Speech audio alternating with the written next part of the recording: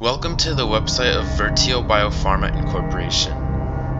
Here in the homepage we feature a brief description of the company as well as a link to Veeva Systems Instagram. Our website has a product page, a data page, and a campus page. On the product page we have a brief description about the drug CholCap. Here we demonstrate how the cholesterol is removed from the arteries, and also we talk about the development of the product itself. We also have a detailed drug information page that features the 3D model of the chemical compound for CholCap and also compares this chemical compound to other cholesterol reducing drugs similar to CholCap. We also have a very detailed description of the drug and some hazard statements for the drug. Our campus is a vibrant environment for our faculty who are working hard to innovate the future of the pharmaceutical industry. We have a beautiful nature in front of the campus such that the faculty can recharge after a long day of work.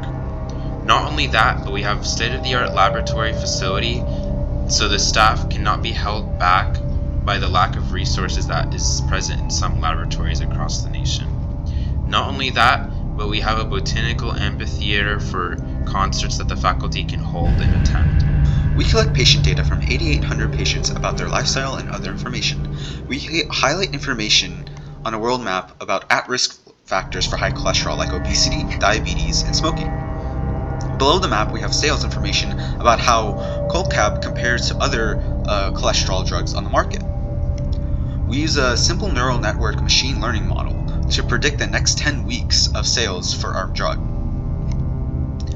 And finally, we were able to create a correlation matrix to calculate correlations between patient information and how correlated it is to cholesterol. We did these calculations on Python using Jupyter Notebooks.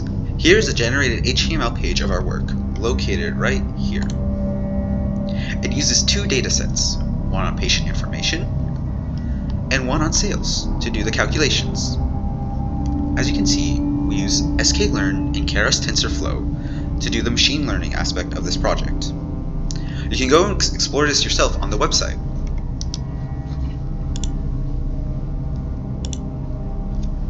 Thank you.